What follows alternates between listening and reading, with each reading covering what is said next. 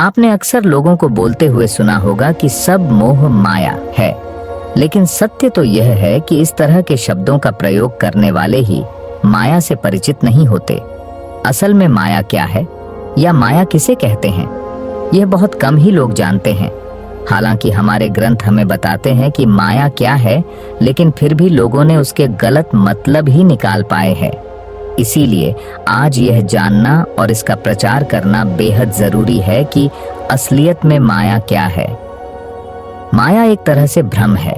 माया भौतिक वस्तुएं हैं, पुत्र पुत्रियां, बैंक बैलेंस, जमीन जायदाद हैं, जिसे हम अपना मानते हैं, लेकिन वास्तविकता में सब ये माया है। यह सब भ्रम है और मोह यानी इनको भोगने वाला लालच हमारे अंदर भरा हुआ है। लेकिन इसका मतलब यह नहीं कि हमें इन सब का इस सांसारिक जीवन में त्याग कर देना चाहिए, बल्कि हमें समझना चाहिए कि यह भौतिक वस्तुएं और सुख सुविधाएं पल भर के लिए होती हैं। अगर यह हमसे छिन जाए तो हमें दुख नहीं होना चाहिए। यह तब होगा जब हम माया और मोह के बंधन को समझें और इसके पीछे न भागें। आप जरा अपने आप को ही देख लीजिए। जब कोई बड़ी कामयाबी, बड़ा घर, खूब सारा पैसा, पुत्र पुत्री आदि जब आपको मिल जाता है तो आप कहते हैं कि सब भगवान ने दिया है। लेकिन जब यही सब चीजें आपके पास नहीं रहती तो आप कहते हैं कि भगवान, ये तूने क्या किया, मुझसे क्या भूल हुई, मुझसे ये सब क्यों छीना। लेकिन ये सब चीजें भगवान ने ही आपको दी हैं और वह ले भी सकता है, और ऐसा भी हो सकता है आपको इसके बदले और ज्यादा दे दे। लेकिन आप नहीं मानेंगे। आप उस चीज की वजह से आप दुखी हो जाएंगे। तब आप ये सोचे कि जब आप इस धरती पर आए थे तब आपके पास कुछ नहीं था, और ये सब आपके साथ जाएगा भी नहीं। जाएंगे तो सिर्फ आपके किए हुए कर्म और आपका इस धरती पर दूसरों के प्रति प्रेम रूपी व्यवहार और आपकी महानता। क्या होता है माया में डूबना? व्यक्ति जब अपनी इंद्रियों को नियंत्रित करने में पूरी तरह असमर्थ हो जाता है, उस समय लोग उसे कहते हैं कि वह इंसान पूरी तरह माया में उलझा हुआ है।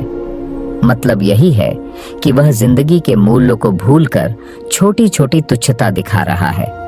अर्थात मनुष्य ऐसे कामों में, ऐसी चीजों की उत्पत्ति करने में फंस जाता है जो बिल्कुल भी स्थायी नहीं है। जब आप यह जानते हैं कि कोई चीज स्थायी नहीं है तो आपको उसमें अपना मन नहीं लगाना चाहिए, बल्कि आपको उस पर ध्यान केंद्रित करना चाहिए जो सर्वज्ञ और सर्वथा है।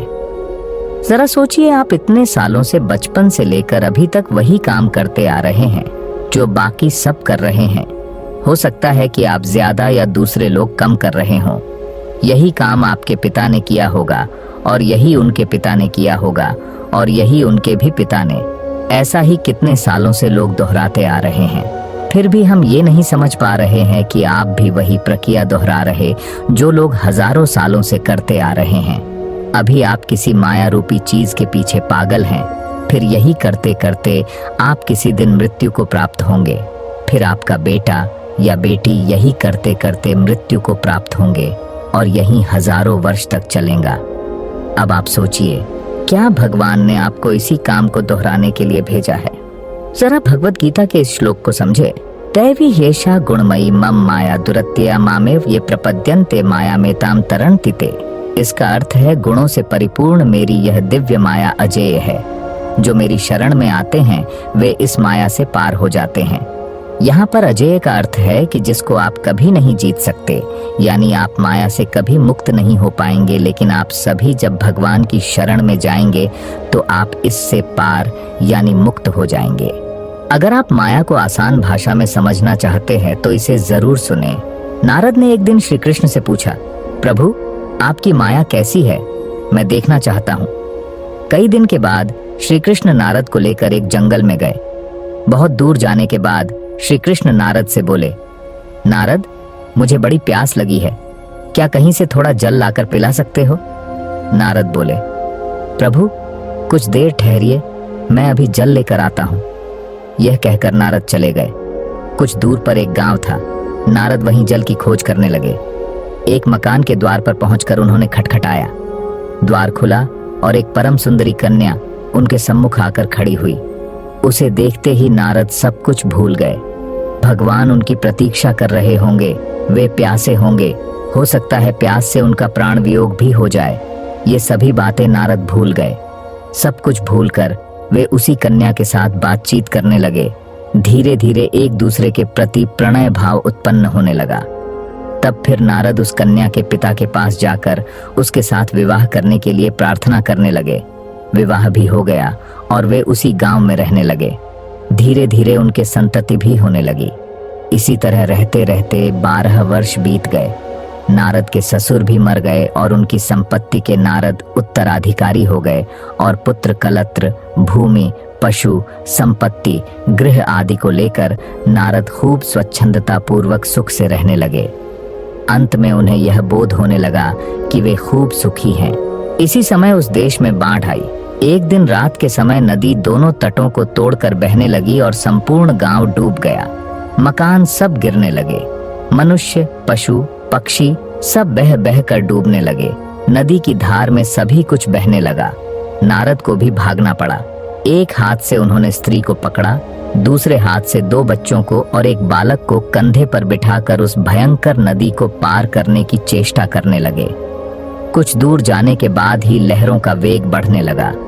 कंधे पर बैठे हुए शिशु की नारद किसी प्रकार रक्षा न कर सके। वह गिरकर तरंगों में बह गया। निराशा और दुख से नारद चीत्कार कर उठे। उसकी रक्षा करने को जाते ही और एक बालक जिसका हाथ वे पकड़े हुए थे हाथ से छूट डूब कर मर गया। अपनी पत्नी को वे अपने शरीर की समस्त शक्ति लगाकर पकड़े हुए थे। अंत में तरंगों के वेग से पत्नी भी उनके हाथ से छूट गई और वे स्वयं तट पर गिरकर मिट्टी में लोटपोट होने लगे और बड़े कातर स्वर में विलाप करने लगे। इसी समय मानो किसी ने उनकी पीठ पर कोमल हाथ रखकर कहा, वत्स, कहाँ, जल कहाँ है? तुम जल लेने गए थे, मैं तुम्हारी प्रतीक्षा में हूँ। तुम्हें गए हुए आधा घंटा हुआ। आध घंटा? नारद के लिए तो 12 वर्ष बीत चुके थे और आधे घंटे के भीतर ही ये सब दृश्य उनके मन के अंदर से निकल गए। यही माया है। किसी न किसी रूप में हम सब इसी माया के भीतर रहते हैं। माया हमेशा बदलती रहती है। यदि आप इसमें फंसे तो यह आपको आपके अनुसार ही नियंत्रित करना सीख लेती है। जैसे आज ज्यादा पैसे कमाए हैं तो खुशी का अनुभव करते हैं और वही कल कम पैसे कमा पाए तो व्यक्ति दुखी हो जाता है। यह दर्शाता है कि आप माया के जाल में फंस चुके हैं, क्योंकि व्यक्ति को सिर्फ अपने कर्म से खुशी मिलनी चाहिए और अपने प्रयास करने चाहिए। चिंता करना भी स्वाभाविक है, पर सब कुछ होते हुए भी और की इच्छा रखने के लिए रोना तो दुर्भाग्य ही होगा। आपके जीवन की अस्थिरता का मुख्य कारण क्या है? आपको यह समझना बेहद जरूरी है, क्योंकि ऐसे कुछ तुच्छ कारण जो आपको प्रभावित करने में लगे हैं वह माया में लिप्त होने के संकेत है। हमेशा बदलती हुई तमाम घटनाएं और आपके आसपास की चीजें ही माया हैं। स्थिरता तब आती है जब आप अपने अंदर किसी ऐसी चीज पर काम करते हैं जो बदल नहीं रही है, जो पूरे समय एक समान रहती है। इसे माया के जाल से बाहर निकलना कहा जाता है। यूं तो लोगों ने माया शब्द के जाने कितने ही अलग अलग अर्थ निकाले हैं, जिसमें से एक और प्रमुख अर्थ है कि माया जिसका कोई रूप है, लेकिन जब आप उसे पकड़ने की कोशिश करते हैं तो वह आपके हाथ में नहीं आती है। दुनिया में सब कुछ ऐसा ही है। आपको कोई चीज बड़ी सुंदर लगती है, आपको आकर्षित करती है, आप उसके लिए तड़पने लगते हैं, यहाँ तक कि यदि वह नहीं मिलती तो लोग आत्महत्या भी कर लेते हैं। लेकिन सत्य इन सब से परे है। सत्य यह है कि माया बदलती रहती है, और जब आपको कोई ऐसी चीज मिल जाती है जिसे पाने के लिए आप बेहद जिज्ञासु थे, तो बाद में वही चीज आपको खराब लगने लगती है। आपकी नजरों में उसकी कीमत कम होने लगती है और धीरे धीरे आप देखते हैं कि आपकी नजरों में उसकी सुंदरता पूरी तरह खत्म हो गई। तो इस बात का निष्कर्ष यही है कि वह माया है जो आपको आकर्षित करने का काम करती है, आपसे दूर रहकर आपको विचलित करने का काम करती है, और यदि आप उसे गलती से हासिल भी कर लेते हैं तो वह अपना रूप बदलकर किसी और वस्तु में समाने लगती है और फिर आप उसके पीछे लग जाते हैं।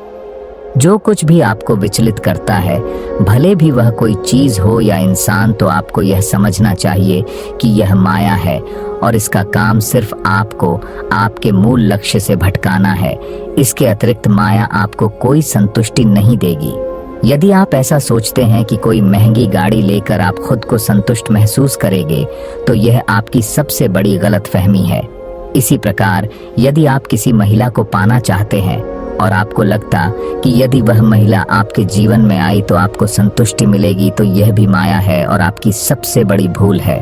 हर वह चीज जो तुमको अपनी तरफ खींचती है, आकर्षित करती है, आपके मन में उसको पाने के भाव बनाती है, वह सब माया है। ना ही उस चीज से संतुष्टि मिलती है जिसके आकर्षण की तरफ आप भाग रहे होते हैं। वही तो माया है।